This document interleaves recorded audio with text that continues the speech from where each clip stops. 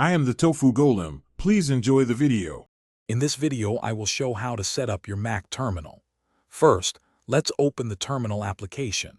You can find it easily within your Applications folder, specifically under Utilities. Once open, we'll dive into customizing its appearance. Head over to the terminal preferences to adjust settings like font size, color schemes, and even the window dimensions. Making these changes early on ensures a comfortable and personalized workspace for all your command line tasks.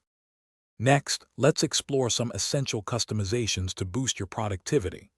Consider changing your default shell to ZSH or Bash. These offer powerful features and better scripting capabilities. A crucial step is installing Homebrew, a fantastic package manager that simplifies adding new command line tools. Finally, we'll configure your shell profile, allowing you to set up custom aliases and environment variables, saving you valuable typing time.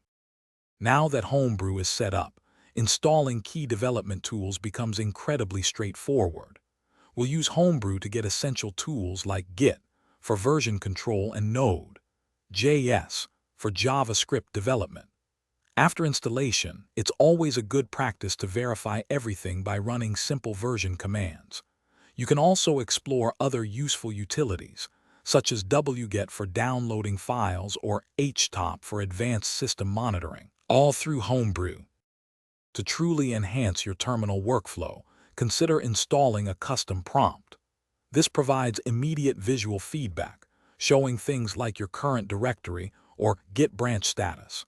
Mastering basic keyboard shortcuts will significantly speed up your navigation and command execution. Finally, always remember to back up your terminal configuration files.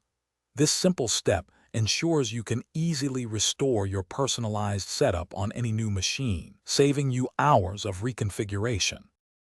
Thanks for watching. Consider subscribing if we helped you today.